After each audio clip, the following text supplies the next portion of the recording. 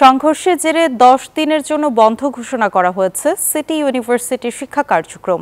এছাড়া শিক্ষার্থীদের হল ত্যাগের নির্দেশ দেওয়া হয়েছে। আজও বন্ধ থাকছে ড্যাফোডিল ইউনিভার্সিটির কার্যক্রম। হামলার ঘটনার সুষ্ঠু বিচার ও ক্ষতিপূরণ দাবি করেছে সিটি ইউনিভার্সিটি কর্তৃপক্ষ। তদন্ত সাপেক্ষে দোষীদের বিরুদ্ধে ব্যবস্থা নেওয়ার আশ্বাস দিয়েছে ড্যাফোডিল ইউনিভার্সিটি কর্তৃপক্ষ। এর আগে রোববার সন্ধ্যায় দুই ইউনিভার্সিটির শিক্ষার্থীদের মধ্যে কথা কাটাকাটির জেরে সংঘর্ষ শুরু হয়। প্রায় 7 ঘণ্টাব্যাপী সংঘর্ষে রণক্ষেত্রে পরিণত হয় পুরো এলাকা।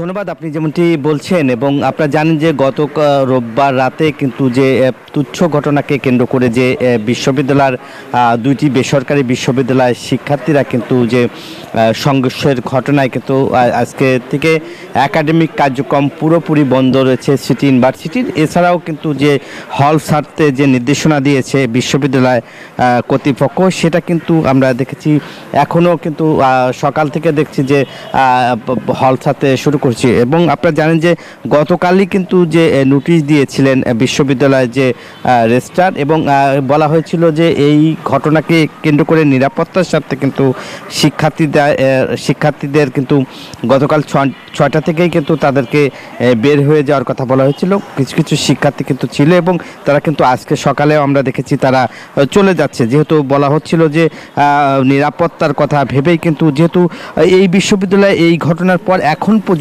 বিশ্ববিদ্যালয়ে কিন্তু পুলিশের যে নিরাপত্তা সেটা কিন্তু দেখা যায়নি এবং শিক্ষার্থীরাও কিন্তু অভিযোগ করেছে যে গত 2 দিন হয়ে গেলে এখন পর্যন্ত পুলিশ এই বিশ্ববিদ্যালয়ের নিরাপত্তা দিচ্ছে না। এছাড়াও কিন্তু এই অভিযোগ করা হয়েছে যে এখনও মামলা হয়নি, সেটা কিন্তু আসলে বিশ্ববিদ্যালয়ের যে কর্তৃপক্ষ এবং উপাচার্য লুৎফর রহমান তিনি বলছেন যে আজকে হয়তো তারা সাভার মডেল থানায় একটি মামলা দায়ের করা হবে এরকম কথা বলছিলেন। এবং সাভার মডেল থানার যে ভারপ্রাপ্ত কর্মকর্তা ওসি জুয়েল মিয়া তার সাথে কথা বলেছি, তিনি এখনও যে অভিযোগ পায়নি সে কথাটা আসলে বলেছেন। এবং এখন পর্যন্ত প্রাথমিকভাবে কিন্তু বিশ্ববিদ্যালয়ে যে ক্ষয়ক্ষতি হয়েছে প্রায় 25 কোটি টাকার মতো, এই কথাই আসলে বলছিলেন বিশ্ববিদ্যালয়ের যে রেজিস্ট্রার। এবং তারা আসলে এই কথা যেহেতু বলার পরও কিন্তু এখন পর্যন্ত যে নিরাপত্তার কথা রেখে কিন্তু তারা ভাবছেন যে এখনও যে নিরাপত্তার যে কার্যক্রম সেটা কিন্তু করতে পারেনি, যার কারণে আসলে এখনও কিন্তু যে অরক্ষিত রয়েছে বিশ্ববিদ্যালয়। এবং ড্যাফোডিল ইউনিভার্সিটিতে কিন্তু ঠিক 12টার সময় কিন্তু যে সংবাদ সম্মেলন করার কথা রয়েছে এবং আজকে থেকে কিন্তু ড্যাফোডিল ইউনিভার্সিটিও কিন্তু ছুটি ঘোষণা করা হয়েছে 2 দিনের এবং সে কথাকে আসলে বলছিলেন বিশ্ববিদ্যালয়।